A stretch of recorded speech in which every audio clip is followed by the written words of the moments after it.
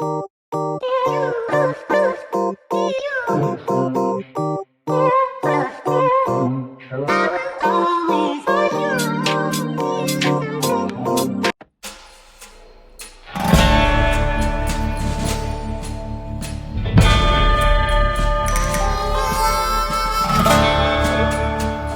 आराम हो गया है, बहुत घुमाई फिराई हो गई है।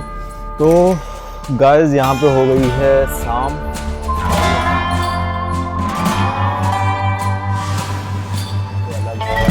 यहाँ और इंडिया यहाँ से कैसे अलग है, तो वो टॉपिक मैं कवर करने वाला हूँ। आज का दिया है क्योंकि बारिश अभी तक नहीं रुकी है।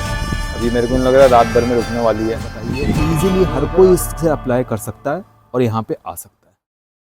आज उठते उठते आ गई है, उठते उठते क्या है। Good morning, good morning, good morning बेटू, गुड मॉर्निंग, मॉर्निंग मॉर्निंग।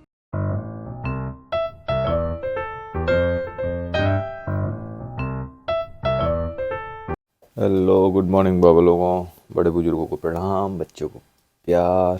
स्वागत है आप लोगों का मेरे नए व्लॉग में। आज उठते उठते पता नहीं ये आ गई है, इसको लगी है भूख, रगड़ ली है। आज बारिश बंद हुई है ना, कल दिन भर बारिश थी, कल आई नहीं। अब आज बारिश बंद हुई है तो आ गई हो। अंदर क्या है, अंदर क्या है? चलो खाना यहाँ है, यहाँ चलो आ जाओ। तो दोस्तों पहले इसको दे देते हैं खाना, क्योंकि ये 2 दिन से भूखी है मेरे को लग रहा है। कल भी नहीं आई थी, कल तो बारिश की वजह से नहीं आई थी, परसों तो आई नहीं थी ये। अभी देखो पीछे पीछे घूम रही है बिल्कुल, जैसे इसको खाना चाहिए, खाना। आ जाओ आ जाओ आ जाओ आ जाओ आ जाओ आ जाओ आ जाओ आ जाओ आ जाओ आ जाओ। रुक जाओ रुक जाओ, तुम तो बड़ी धोखेबाज हो, कल से कहा थी आई क्यों नहीं हो। तुम तो सनम बड़ी धोखेबाज हो, कल से गायब थी, कहाँ आई क्यों नहीं थी तुम, आई क्यों नहीं थी। गोली गोली गोली गोली गोली गोली गोली गोली गोली गोली गोली गोली गोली गोली गोली गोली गोली गोली। हाथ देखो अपने, हाथ ढीले चलो, ढीले चलो, हाथ तो ढीले चलो, ढीले चलो, ढीले। लो खाओ, चलो खाओ। तो चलिए दोस्तों, इसका दे दिया खाना। हम अपने भी नाश्ते वगैरह की तैयारी करते हैं, क्योंकि आज से जो है काम वाम शुरू हैं बहुत सारे। बहुत आराम हो गया है, बहुत घुमाई फिराई हो गई है, अब होगा सिर्फ काम। तो गाइस यहाँ पे हो गई है शाम और ये बारिश नहीं ले रही है रुकने का नाम। वाह वाह वाह वाह वाह वाह, क्या शायरी बनी है। यहाँ हो गई है शाम और बारिश नहीं ले रही है रुकने का नाम। दिन से ही बारिश है, लगातार बारिश है। आज मैंने सोचा था कि मस्त घूमने जाऊँगा कहीं पे पार्क वार्क में, और कुछ इम्पोर्टेंट टॉपिक्स कवर करने वाला हूँ यहाँ के, यूके के, मतलब यूके और इंडिया का कंपैरिजन, किन किन चीज़ों में इंडिया बेहतर है और किन किन चीज़ों में यूके बेहतर है। लेकिन ये मौसम ने थोड़ी सी कहानी ख़राब कर दी। कोई नहीं, देखते हैं, घर पे ही बना लेंगे कुछ इंपॉर्टेंट टॉपिक्स कवर करके। जितना अपना एक्सपीरियंस है उस बेसिस पे बहुत सारे टॉपिक्स मैं कवर करूँगा। तो पहले एक छोटा सा काम है, ज़रा सा जाके वो कर लूँ। बारिश में जाना पड़ेगा, पानी और एक आध दूध वगैरह लेके आना है, छोट मोट आइटम। उसके बाद फिर उस टॉपिक को कवर करते हैं। तो बहुत इंपॉर्टेंट टॉपिक्स हैं, जो जिन लोगों को मतलब क्रेविंग रहती है, जिन लोगों को, जो लोग सोचते हैं कि कैसे यहाँ पे रहा जाता है और इंडिया से क्या यहाँ पे अलग है, और यहाँ और इंडिया यहाँ से कैसे अलग है, तो वो टॉपिक मैं कवर करने वाला हूँ आज। तो बताता हूँ मैं आपको। पहले फट से जाके अपना सामान ले आता हूँ, कि छाता लेके जाना पड़ेगा, तो चलते चलते नहीं बता पाऊँगा, हाथ में ट्रॉली भी होगी। तो मस्त पहले सामान लेके आता हूँ, उसके बाद फिर उन टॉपिक्स को कवर करता हूँ मैं। तो दोस्तों अपना काम सारा हो गया बाहर का, और ये मौसम ने आज बहुत तगड़ा धोखा दिया है, क्योंकि बारिश अभी तक नहीं रुकी है। अभी मेरे को नहीं लग रहा रात भर में रुकने वाली है। तो मैंने सोचा था आज अच्छे अच्छे टॉपिक कवर करूँगा, यहाँ को और इंडिया को कंपेयर करूँगा, किन चीज़ों में इंडिया बढ़िया और किन चीज़ों में यहाँ बढ़िया, लेकिन वो हो नहीं पा रहा है। तो इसलिए दूसरा टॉपिक कवर करने जा रहा हूँ, क्योंकि वो टॉपिक में मेरे को लंबा टाइम लगेगा, और मैं सोच रहा था कहीं पार्क वार्क में जाके आराम से अच्छे से व्यू के साथ शूट करता। तो आज दूसरा टॉपिक कवर करता हूँ। तो जो टॉपिक मैं कवर करने वाला हूँ अभी, वो है यहाँ कैसे आया जा सकता है थ्रू टूरिस्ट वीज़ा। क्योंकि वर्क परमिट तो आपको ऑब्वियस सी बात है कि काम होगा तभी आप यहाँ पे आ पाएंगे। तो थ्रू टूरिस्ट वीज़ा आप यहाँ पे कैसे आ सकते हैं, ये मैं आपको बताता हूँ। तो एक्चुअली मेरे को चाहिए कोई ऐसी जगह जहाँ पे बढ़िया व्यू भी आए प्लस बारिश भी ना हो, लेकिन वो जगह मिल नहीं पा रही है, समझ सकते हैं ना आप, बारिश की वजह से। तो कोई नहीं, सह लो थोड़ा। तो टूरिस्ट वीज़ा के बारे में बात करता हूँ। तो टूरिस्ट वीज़ा अप्लाई करना देखिए बहुत आसान है, और एज अ टूरिस्ट यहाँ पे आना वो और भी ज़्यादा आसान। तो सबसे पहले अगर डॉक्यूमेंट्स की बात करूँ तो डॉक्यूमेंट के मामले में 3 या 4 चीज़ें आपको चाहिए बस। तो पहला आपको चाहिए आपका पासपोर्ट, दूसरा आपको चाहिए बैंक स्टेटमेंट जिससे कि आप दिखा सकें कि आप यहाँ पे आने के लिए आपके पास सफिशिएंट बैंक में बैलेंस है, और तीसरा आपको चाहिए आपकी सैलरी स्लिप। ये 3 चीज़ें मस्ट हैं यहाँ पे आने के लिए। बैंक स्टेटमेंट बैंक से अटैच्ड होना चाहिए, विदाउट अटैस्टेड ये लोग एक्सेप्ट नहीं करते हैं। तो ये जो 3 चीज़ें बताई है ये मिनिमम डॉक्यूमेंट्स रिक्वायर्ड है। उसके बाद आपके पास एक्स्ट्रा डॉक्यूमेंट जो आप दे सकते हैं तो वो है, अगर यहाँ पे कोई आपका रह रहा है तो वो यहाँ का इनविटेशन लेटर दे दे, तो वो एक एक्स्ट्रा डॉक्यूमेंट में हो गया है।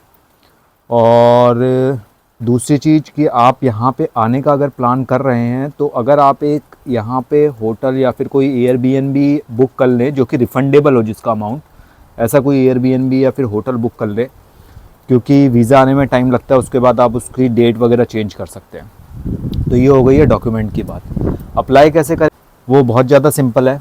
आप यूके गवर्नमेंट की वेबसाइट में जाएंगे, मैं आपको लिंक डिस्क्रिप्शन में भी दे दूँगा।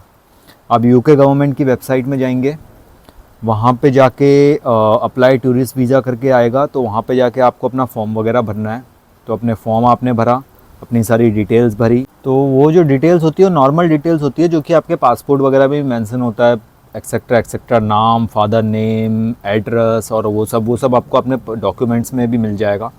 और हाँ, डॉक्यूमेंट्स में एक बात का ख्याल रखें कि आपके जो डॉक्यूमेंट्स हैं वो सिंक होने चाहिए एक दूसरे से। जैसे आपके जो पासपोर्ट में एड्रेस है वही आपका बैंक स्टेटमेंट में होना चाहिए, मतलब हाँ यही, और इस तरीके से। और अगर यहाँ से कोई आपको इन्विटेशन लेटर दे रहा है तो उसमें एड्रेस आपका सही में होना चाहिए। तो ये सब चीज़ें सिंक होनी चाहिए, क्योंकि अगर थोड़ी सी भी दिक्कत आ गई मतलब सिंक्रोनाइजेशन में, तो फिर वीज़ा अप्रूव होने में थोड़े से कम चांसेस हो जाते हैं। तो ये हो गई है पहली चीज़। आप जब अपनी डिटेल वगैरह भर देते हैं उसके बाद ऑप्शन आता है कि आपको अपने डॉक्यूमेंट्स अपलोड करने हैं। तो वो सारे डॉक्यूमेंट्स आप अपलोड करेंगे। वंस आपके डॉक्यूमेंट्स अपलोड हो गए हैं सारे, फिर आपका जो लास्ट स्टेप होता है वो आपको अपॉइंटमेंट लेना पड़ता है। तो देखिए, एक्चुअली लोग कहते हैं कि एम्बेसी जाना है, एम्बेसी जाना है। तो एम्बेसी में एक्चुअली आपको डायरेक्टली एम्बेसी नहीं जाना पड़ता है, तो एम्बेसी का थर्ड पार्टी होता है। तो इंडिया में ज़्यादातर वीएफएस चलता है। वीएफएस ऑफिसेज आपको बहुत जगह पे मिल जाएंगे, मतलब जो कि एनसीआर रीजन्स हैं उन जगह पे, जैसे दिल्ली में मिल जाएगा, लखनऊ में मिल जाएगा, ऐसी जगह पे आपको वीएफएस ऑफिस मिल जाएंगे। तो सारी डॉक्यूमेंटेशन वहीं होती है, फिर वीएफएस वाले एम्बेसी में भेजते हैं। तो इस तरीके से जो है एम्बेसी में आपके डॉक्यूमेंट्स और आपका पासपोर्ट जाता है। तो आप अपॉइंटमेंट ले लेंगे, जो भी अपॉइंटमेंट अवेलेबल होगा वीएफएस का, वहीं उसी पोर्टल में स्टेप वाइज जाते हैं। तो सबसे लास्ट स्टेप आता है अपॉइंटमेंट का, तो वहीं से ही आपको अपॉइंटमेंट लेना पड़ता है। तो वंस आपने अपॉइंटमेंट ले लिया है, फिर आपको अपने सारे डॉक्यूमेंट्स, अपनी हार्ड कॉपी भी रेडी रखिए अपने साथ, ताकि वहाँ पे अगर कुछ मांगें तो फिर आप वहाँ पे दे सकें। तो सारी की सारी हार्ड कॉपी आपके पास होनी चाहिए। अब अपॉइंटमेंट वाले दिन आप वहाँ पे पहुँचिए, अपने सारे डॉक्यूमेंट्स वेरीफाई करवा लीजिए वहाँ पे, अपना बायोमेट्रिक करवा लीजिए वहाँ पे, और आपका पासपोर्ट वहाँ पे जमा हो जाएगा। और आफ्टर दैट वो लोग आपको आपका जो पासपोर्ट है वो एम्बेसी में भेजेंगे। वंस एम्बेसी से आपका वीज़ा अप्रूव हो जाता है तो आपको मेल मैसेज वगैरह आ। तो हालांकि आप जब वीएफएस ऑफिस जाएंगे तो आपको कुछ चार्जेस वहाँ पे देने पड़ेंगे, तो वो ज़्यादा नहीं होते हैं, मतलब इंडिया से अगर कंपेयर करूँ तो 1,500-2 हज़ार रुपये के चार्जेस होते हैं, तो वो आपको वहाँ पे देने पड़ते हैं। आपका पासपोर्ट एम्बेसी चले गया, आपका वीज़ा अप्रूव हो गया है, आपका पासपोर्ट एम्बेसी से वीएफएस आएगा, फिर वीएफएस वाले आपको कोरियर कर देंगे पासपोर्ट, जहाँ भी आपने एड्रेस डाला होगा अपना। अब हर जगह पे उनकी कोरियर फैसिलिटी अवेलेबल नहीं है, तो वो देखना पड़ता है। वो मतलब जब आप जाते हैं वीएफएस ऑफिस तो वो पूछते हैं आपसे आपको कहाँ डिलीवरी चाहिए, तो वो आपसे पिन कोड पूछेंगे, फिर वो देखेंगे वहाँ पे अवेलेबिलिटी है कि नहीं है, वहाँ पे डिलीवर हो सकता है, नहीं हो सकता है। नहीं हो सकता है वो आपसे अल्टरनेटिव एड्रेस मांगेंगे, कोई और पिन कोड जहाँ पे आपका पासपोर्ट जा सके और उनके पास भी वहाँ की डिलीवरी का ऑप्शन हो। तो वंस आपका एम्बेसी से पासपोर्ट वीएफएस आ गया, आप उसके बाद फिर वीएफएस वाले आपको पासपोर्ट कोरियर कर देंगे, जिसमें कि आपके पासपोर्ट में स्टैंपिंग होगी कि आप यहाँ ट्रैवल कर सकते हैं। अब जो इम्पॉर्टेंट चीज़ है, आपका वीज़ा आ गया तो इसका मतलब ये नहीं कि आपको यहाँ पे एंट्री मिल जाएगी, क्योंकि वीज़ा आने के बाद फिर मतलब आपको अपनी सारी ट्रैवल आइटनरी बुक करनी पड़ती है, होटल वगैरह बुक करना पड़ता है, वो सब बुक करना पड़ता है। फिर यहाँ पे जब आप पहुँच जाते हैं तो इमिग्रेशन वगैरह होता है।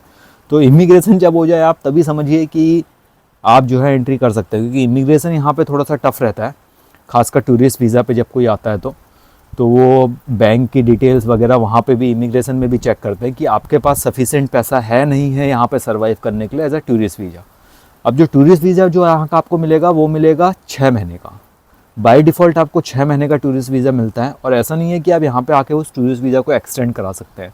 अगर आपको दोबारा टूरिस्ट वीज़ा अपना चाहिए तो फिर आपको वापस इंडिया जाना पड़ेगा, फिर टूरिस्ट वीज़ा अप्लाई, तो 6 महीने का ही आपको टूरिस्ट वीज़ा मिलता है, आपको वापस इंडिया जाके फिर अप्लाई करना। तो ये हो गया वीज़ा का प्रोसेस सारा। अब अगर मैं बात करूँ यहाँ आने का खर्चा कितना होता है, जो वीज़ा फ़ीस होती है वो होती है आपकी नियर अबाउट इंडिया के हिसाब से 10,000 वीज़ा फ़ीस हो गई। VFS जब आप जाएंगे तो VFS में आपको 1,500-2 हज़ार रुपये देने पड़ेंगे, वो हो गए। तो ये होती है नॉर्मल फ़ीस जो आपके वीज़ा के प्रोसेस के टाइम पे लगेगी। जब आपका ये हो जाता है उसके बाद आपका एडिशनल खर्चा जुड़ता है फ़्लाइट का टिकट प्लस आपका यहाँ रहने का टिकट, तो वो सब होता है।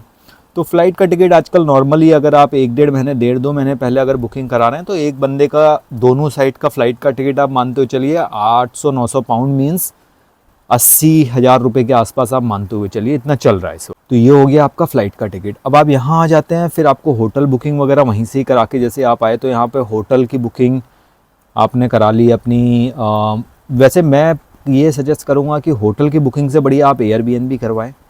तो एयरबीएनबी करवा के क्या होगा कि आप लोगों को ही फ़ायदा है, जो कि इंडियंस आ रहे हैं उन लोगों को ये फ़ायदा है कि यहाँ एयरबीएनबी अगर आपने कराया तो वहाँ पे आपको किचन वगैरह लॉन और वॉशिंग मशीन वगैरह सब मिलती है, तो आप रिलैक्स होकर इंडियन खाना भी अपना कुक कर सकते हैं, सब कुछ कर सकते हैं।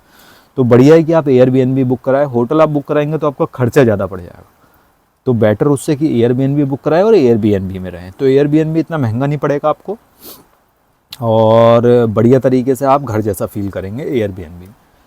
तो ये प्रोसेस है टूरिस्ट वीज़ा की, जो मैंने आपको सिंपल अक्षरों में बताई है। ईजिली हर कोई इससे अप्लाई कर सकता है और यहाँ पे आ सकता है, सिंपल भी प्रोसेस है। तो बस अब देर किस बात की, प्लानिंग करिए, वीज़ा अप्लाई करिए, क्योंकि प्रोसेस सिंपल है। फॉर्म भरना है, ऑनलाइन अप्लाई करना है, अपने डॉक्यूमेंट्स रेडी रखने हैं जो कि मैंने बता दिए क्या क्या डॉक्यूमेंट चाहिए, अपनी फ़्लाइट की टिकट करिए, अपनी यहाँ पे होटल या एयरबीएनबी बुक कराइए और आ जाइए। मिलते हैं कभी किसी मोड़ पे। तो अपना खाना वाना हो गया बढ़िया, और आप लोगों को आज इन्फॉर्मेटिव नॉलेज दी है मैंने, तो आप लोगों को आई होप कि वो अच्छी लगी होगी। और जो भी अप्लाई करना चाहता है कर सकता है इजीली टूरिस्ट वीज़ा, इतनी मुश्किल नहीं है टूरिस्ट वीज़ा अप्लाई करना, क्योंकि बस आपके पास डॉक्यूमेंट्स होने चाहिए और दूसरा इंटरनेट होना चाहिए, बस हो गया। तो यही है, टूरिस्ट वीज़ा इतना टफ नहीं है। अभी जो मैं आज दूसरा टॉपिक कवर करना चाह रहा था, लेकिन ये अच्छा हो गया कि पहले मैं वीज़ा के बारे में बता दूं, फिर यहाँ आने के बाद आप लोगों को क्या क्या चीज़ें यहाँ पे हैं और इंडिया से आप उसको कंपेयर करेंगे, तो वो चीज़ें मैं आपको अपने एक्सपीरियंस बेसिस पे बताने वाला था। तो वो आगे वाले अब व्लॉग्स में आपको बताऊंगा मैं। आज के लिए टूरिस्ट वीज़ा का काफ़ी है, बस अपने फैमिली के साथ मनाइए टूरिस्ट वीज़ा का प्लान। मैंने आपको बता दिया खर्चा, मतलब एक बंदे का आप आना जाना वीज़ा फीस मिला के आप ले सकते हैं कि 1 लाख रुपया इंडिया के हिसाब से एक बंदे का लगना है। और फिर आपका रहना वहना यहाँ पे अलग, मैं उसकी बात नहीं कर रहा हूँ। मैं आना जाना फ़्लाइट का टिकट प्लस वीज़ा फीस वगैरह की अगर मैं नॉर्मल बात करूँ तो वो आपका 1,10,000 के आसपास पर पर्सन पड़ता। उसके बाद यहाँ रहना मैं यही सजेस्ट करूँगा अगेन एयरबीएनबी ही लीजिए, क्योंकि एयरबीएनबी में काफ़ी फ़ायदा आप लोगों को ईजी पड़ेगा, खाने पीने का ईजी पड़ेगा, प्लस मतलब थोड़ा सा होम फीलिंग रहेगी, तो इसलिए एयरबीएनबी को ही प्रीफर करिएगा। तो बस यही है। तो आइए टूरिस्ट वीज़ा में कभी मुलाकात करेंगे आपसे यहीं। तो आज के लिए बस इतना ही था। आई होप आप लोगों को मेरा आज का ब्लॉग अच्छा लगा होगा और मैंने जो यहाँ पे आपको ज्ञान बांटा वो अच्छा लगा होगा। और अगर आप अप्लाई कर रहे हैं और अगर आप अप्लाई करना चाहते भी हैं तो आप मुझसे कांटेक्ट कर सकते हैं सीधे कमीशन बेसिस पे। और कमीशन में मैं आपसे बस एक ही चीज़ मांगूंगा, चैनल सब्सक्राइब कर लो यार, बस वही कमीशन रहेगा। चैनल सब्सक्राइब कर लोगे तो मैं आपकी सारी हेल्प कर दूंगा टूरिस्ट वीज़ा में। जाइए, बस आज के लिए इतना ही, मिलते हैं आपसे कल एक नए ब्लॉग के साथ। तब तक के लिए अपना ध्यान रखिए, अपने घर वालों का ध्यान रखिए। जय हिंद।